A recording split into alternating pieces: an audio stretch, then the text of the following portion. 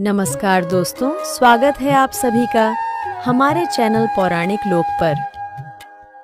राधे राधे। हरे कृष्णा। प्रिय मित्रों, आप सभी को देव उठनी एकादशी व्रत की हार्दिक शुभकामनाएं।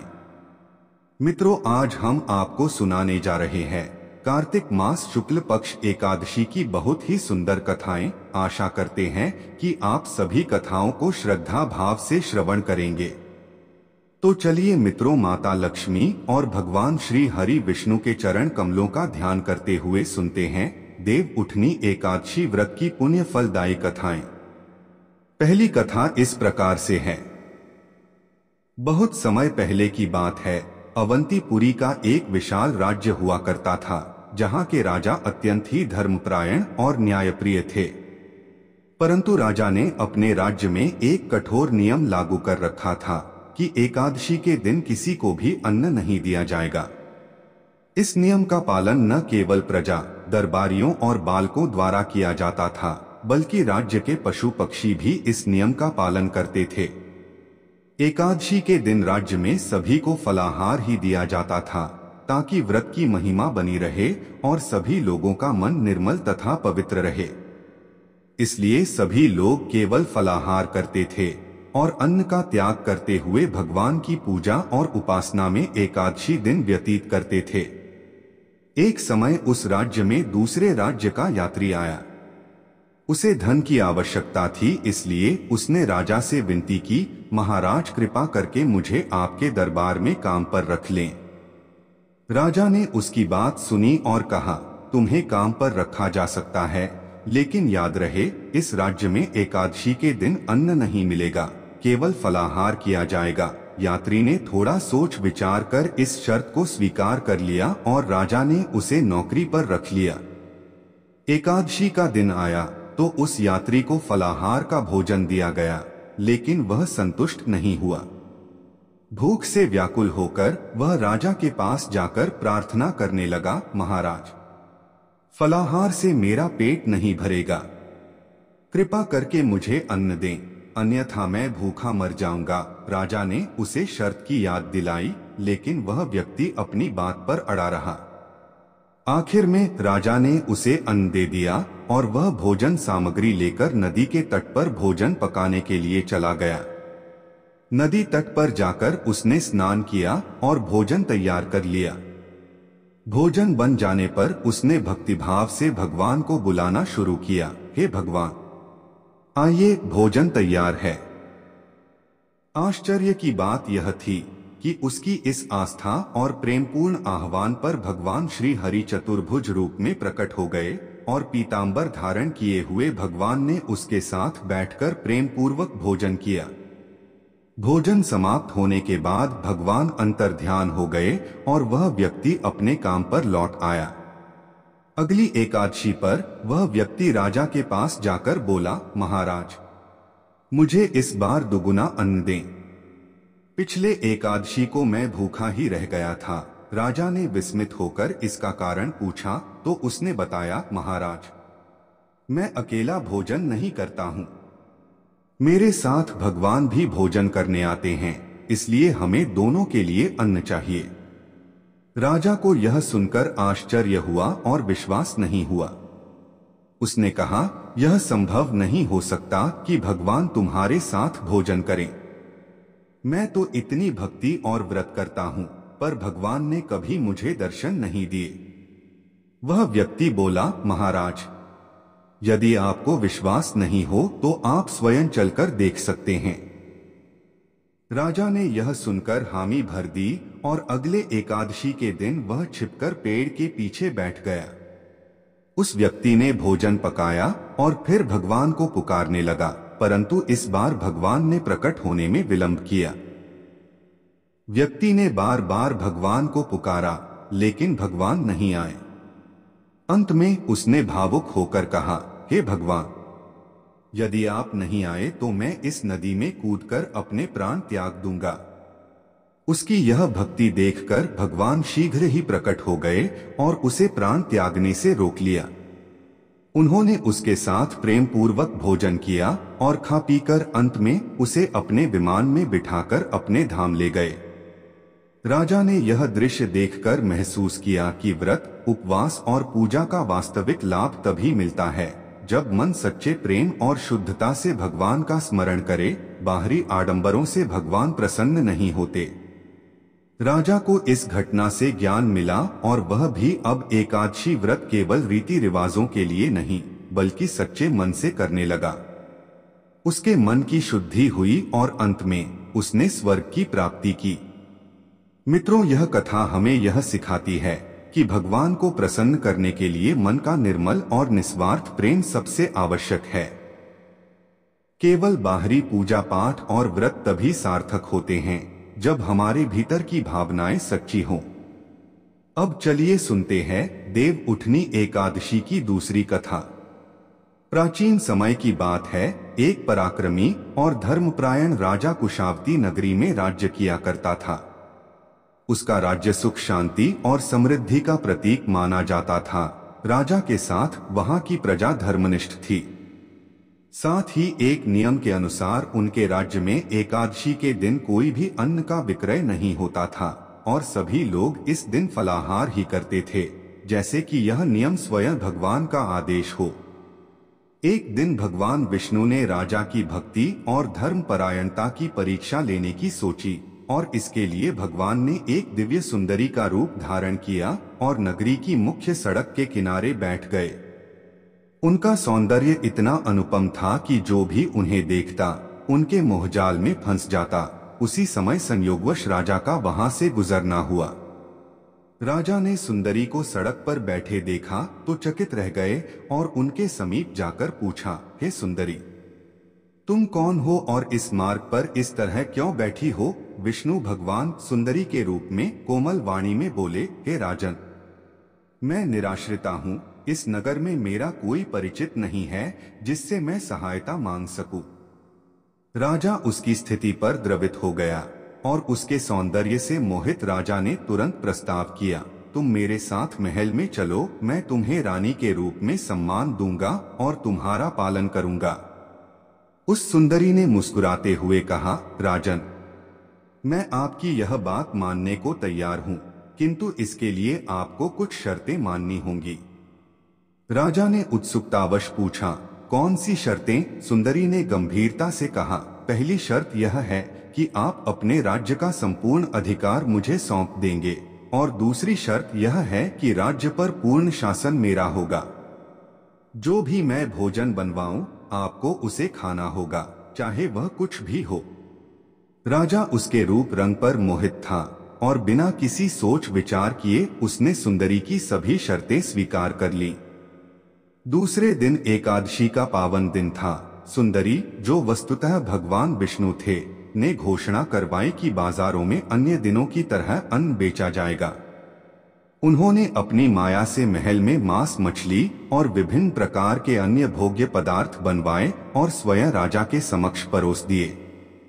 इन सब चीजों ने राजा को असमंजस में डाल दिया गया और उसने निवेदन किया कि रानी, आज एकादशी का दिन है और इस दिन इस तरह मांस, मदिरा और भोज्य पदार्थों का सेवन मैं नहीं कर सकता हूँ।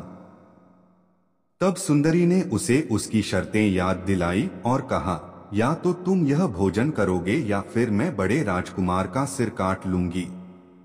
इस संकट की घड़ी में राजा अत्यंत दुखी और हताश हो गए और उन्होंने अपनी समस्या बड़ी रानी को बताई। बड़ी रानी ने राजा को सांत्वना देते हुए कहा, महाराज, धर्म की रक्षा करें और उसे बड़े राजकुमार का सिर दे दें। पुत्र तो फिर से प्राप्त हो सकता है, किंतु धर्म की हानि नहीं होनी चाहिए। उसी समय बड़ा राजकुमार खेलकर महल में आया और अपनी माता को दुखी देखकर उसने इसका कारण पूछा तो उसकी मां ने उसे सच्चाई से अवगत कराया।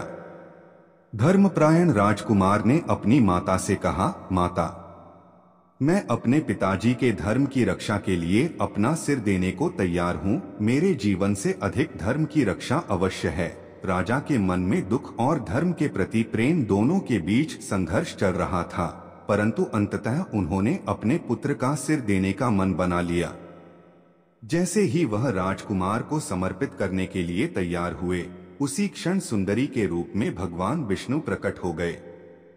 उन्होंने मुस्कुराते हुए कहा, राजन, यह सब केवल आपकी धर्मनिष्ठा की परीक्षा थी। आप इस कठिन परीक्षा में सफल हुए हैं। भगवान विष्णु ने प्रसन्नता व्यक्त करते हुए कहा, राजन, तुम्हारी निष्ठा और भक्ति से मैं प्रसन्न हूं। तुम मुझसे कोई भी वर मांग लो।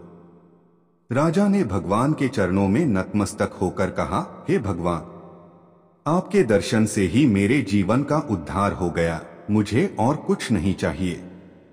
अगर आपको कुछ देना ही है तो कृपया हमारे नगर वासियों का कल्याण करें। और भगवान विष्णु ने प्रसन्न होकर उन्हें आशीर्वाद दिया। उसी समय आकाश से एक दिव्य विमान उतर आया। राजा ने अपना राज्य अपने पुत्र को सौंप दिया और भगवान के साथ उस विमान में बैठकर वैकुंठ धाम को प्रस्थान कर गए। इस प्रकार राजा ने अपनी धर्मपरायणता, कर्तव्यनिष्ठा और भक्ति का परिचय दिया और परमधाम को प्राप्त किया। अब सुनते हैं तीसरी कथा। शिव महापुराण में वर्णन मिलता है कि प्राचीन काल में दैत्यों का एक राजा था जिसका नाम दंभ था। वह भगवान विष्णु का परम भक्त था, लेकिन उसे संतान का सुख प्राप्त नहीं था। संतान की प्राप्ति के लिए उसने शुक्राचार्य को अपना गुरु मान लिया और उनके मार्गदर्शन में वह पुष्कर सरोवर पर जाकर शिव जी की घोर तपस्या करने लगा। साथ ही साथ वह श्री कृष्ण मंत्र का भी जाप करने लगा। उसकी घोर तपस्या से प्रसन्न होकर शिवजी ने उसे संतान प्राप्ति का वरदान दिया और भगवान विष्णु ने उसे कृष्ण कवच प्रदान किया। कहा जाता है कि दंभ के पुत्र का जन्म भगवान शिव के तेज से हुआ था। कुछ समय बाद राजा दंभ के यहाँ एक तेजस्वी पुत्र का जन्म हुआ। यह बालक आगे चलकर जालंधर के नाम से पराक्रमी राजा बना और इसकी राजधानी का नाम जालंधर नगरी रखा गया। दंभ ने अपना कृष्ण कवच अपने पुत्र जालंधर को प्रदान कर दिया और इस प्रकार जालंधर ने भी अपने पिता के पदचिह्नों पर चलते हुए कठोर तप करने का निर्णय लिया। उसने ब्रह्मा जी को प्रसन्न करने के लिए तपस्या की और उनके आशीर्वाद से अमरता का वरदान प्राप्त कर लिया। ब्रह्मा जी ने उसे यह वरदान दिया कि कोई भी देवता उसका वध नहीं कर सकेगा। इसके अतिरिक्त ब्रह्मा जी ने उसे सलाह दी कि वह बद्रीवन जाकर तपस्या कर रही धर्मध्वज की पुत्री तुलसी से विवाह कर ले। ब्रह्मा जी के निर्देशानुसार जब जालंधर विवाह के योग्य हुआ तो दैत्य राज की कन्या वृंदा का विवाह जालंधर से संपन्न हुआ। जालंधर ने तुलसी से विवाह किया और दोनों अपने जीवन को प्रेम पूर्वक व्यतीत करने लगे। जालंधर के पास अमरता का वरदान और भगवान श्री कृष्ण का कवच था, इस कारण उसकी शक्ति असीम थी। जालंधर एक क्रूर महाराक्षस था जो सदा ही अपनी सत्ता के मद में चूर रहता था। विवाहित होने बाद भी एक समय उसने माता लक्ष्मी को पाने की कामना से देवताओं से युद्ध करने का निर्णय लिया। उसने अपने पूरे बल और पूरी सेना के साथ युद्ध आरंभ किया। देवताओं और असुरों के बीच यह भीषण युद्ध बहुत समय तक चला। अपने बल के प्रभाव से उसने देवताओं, गंधर्वों, किन्नरों और त्रिलोक के अन्य प्राणियों को अपने अधीन कर लिया। त्रिलोक पर उसके अत्याचार और शक्ति के आगे कोई भी टिक नहीं सकता था। उसने सभी देवताओं को पराजित कर दिया, परंतु माता लक्ष्मी को पराजित नहीं कर सका, क्योंकि माता लक्ष्मी का जन्म भी समुद्र यानी कि जल से हुआ था। समुद्र से ही उत्पन्न होने के कारण माता लक्ष्मी ने उसे अपने तेज से, अपने बल से पराजित कर दिया और भाई के रूप में स्वीकार कर लिया। वहां से पराजित होकर वह देवी पार्वती की सुंदरता पर मोहित हो गया और पार्वती माता को पाने की लालसा से कैलाश पर्वत पर गया। उसके मन में यह विचार आया कि लक्ष्मी जी न सही तो देवी पार्वती को तो मैं अवश्य ही प्राप्त कर लूं। जालंधर ने माता पार्वती को छलने के लिए एक योजना बनाई और वह भगवान देवाधिदेव शिव का ही रूप धरकर माता पार्वती के समीप गया। मां पार्वती ने उसे अपने समक्ष देखते ही अपने योग बल और सतीत्व से उसे तुरंत पहचान लिया तथा वहां से अंतर्ध्यान हो गई और भगवान विष्णु के समक्ष वैकुंठ धाम में पहुंची। वहां जाकर देवी पार्वती ने क्रोधित होकर सारा वृतांत भगवान विष्णु को सुनाया। मित्रों, दरअसल जालंधर की पत्नी वृंदा अत्यंत पतिव्रता स्त्री थी। और उसी के पतिव्रत धर्म की शक्ति से जालंधर न तो मारा जाता था और न ही पराजित होता था। इसीलिए जालंधर का नाश करने के लिए वृंदा के पतिव्रत धर्म को भंग करना बहुत जरूरी था। इधर जालंधर की शक्ति से भयभीत होकर सभी देवता ब्रह्मा जी के पास गए और उनसे इस समस्या के समाधान का उपाय पूछा। ब्रह्मा जी ने देवताओं को भगवान विष्णु के पास जाने का सुझाव दिया। भगवान विष्णु ने स्थिति को समझकर बताया कि जालंधर का वध केवल भगवान शिव के त्रिशूल से ही संभव है। अतः सभी देवता भगवान शिव के पास गए और उनसे सहायता मांगी। भगवान शिव ने उनकी सहायता का आश्वासन दिया और अपने एक गण चित्ररथ को जालंधर के पास दूत बनाकर भेजा। चित्ररथ ने जालंधर को समझाने का प्रयास किया कि वह देवताओं को उनके अधिकार लौटा दे और अपने राज्य में लौट जाए, परंतु जालंधर ने इसे ठुकरा दिया और युद्ध करने की ठानी। इस पर भगवान शिव स्वयं युद्ध के लिए प्रस्थान कर गए। उनके नेतृत्व में देवताओं और दानवों के बीच भीषण युद्ध हुआ, लेकिन ब्रह्मा जी के वरदान के कारण जालंधर को कोई भी देवता पराजित नहीं कर सका। भगवान शिव ने अपनी शक्ति से जालंधर पर त्रिशूल चलाने का प्रयास किया, किंतु आकाशवाणी हुई कि जब तक जालंधर के पास भगवान श्री कृष्ण का कवच और उसकी पत्नी तुलसी का सतीत्व अडिग है, तब तक उसका वध संभव नहीं। यह सुनकर भगवान विष्णु ने वृद्ध ब्राह्मण का रूप धारण किया और जालंधर के पास जाकर श्री कृष्ण कवच का दान मांगा। भगवान के स्वरूप और उनके आने का उद्देश्य नहीं जानकर जालंधर ने सहजता से श्री कृष्ण कवच दान कर दिया। इसके बाद भगवान विष्णु ऋषि का वेश धारण कर वन में जा पहुंचे, जहां वृंदा अकेली भ्रमण कर रही थी। भगवान के साथ दो मायावी राक्षस भी थे, जिन्हें देखकर वृंदा भयभीत हो गई। ऋषि रूपी विष्णु जी ने वृंदा के सामने छल करने के लिए अपने बल और तप से दोनों राक्षसों को भस्म कर दिया। उनकी शक्ति को देखकर वृंदा बहुत प्रभावित हो गई। वृंदा ने मन में विचार किया कि क्यों न मैं इनसे कैलाश पर्वत पर महादेव के साथ युद्ध कर रहे अपने पति जालंधर के बारे में पूछूं। ये इतने ज्ञानी मालूम पड़ते हैं, जरूर ही ये मेरी समस्या का समाधान करेंगे। ऋषि रूपी विष्णु जी ने वृंदा की बात को सुना और अपने माया जाल से दो वानर प्रकट कर दिए। एक वानर के हाथ में जालंधर का सिर था तथा दूसरे के हाथ में उसका धड़ था। अपने पति की यह दशा देखकर वृंदा मूर्छित होकर गिर पड़ी। होश में आने पर उन्होंने ऋषि रूपी भगवान से विनती की कि वह उसके पति को जीवित कर दे। भगवान ने अपनी माया से पुनः जालंधर का सिर धड़ से जोड़ दिया, परंतु स्वयं भी वह उसी शरीर में प्रवेश कर गए। वृंदा को इस छल का जरा आभास न हुआ। जालंधर बने भगवान के साथ वृंदा का पतिव्रता का व्यवहार करने लगी, जिससे उसका सतीत्व भंग हो गया। ऐसा होते ही वृंदा का पति जालंधर युद्ध में हार गया। इस सारी लीला का जब वृंदा को पता चला तो उसने क्रोधित होकर भगवान विष्णु को शिला बन जाने का श्राप दे दिया। अपने भक्त के श्राप को भगवान विष्णु ने स्वीकार किया और शालिग्राम पत्थर बन गए। सृष्टि के पालनकर्ता के पत्थर बन जाने से ब्रह्मांड में असंतुलन हो गया। इसके बाद सभी देवताओं ने वृंदा से प्रार्थना की वह जल्द ही भगवान विष्णु को श्राप मुक्त कर दें। इसके बाद वृंदा ने भगवान विष्णु को तो श्राप मुक्त कर दिया, लेकिन उसने खुद आत्मदाह कर लिया और स्वयं सती हो गई। जिस स्थान पर वृंदा भस्म हुई वहां उसी राख से तुलसी का पौधा उग गया।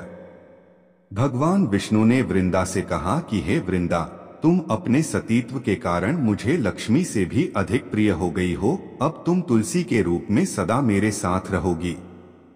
जो मनुष्य भी मेरे शालिग्राम रूप के साथ तुलसी का विवाह करेगा, उसे इस लोक और परलोक में विपुल यश प्राप्त होगा। जिस घर में तुलसी होगी वहां यम के दूत भी असमय नहीं जा सकते।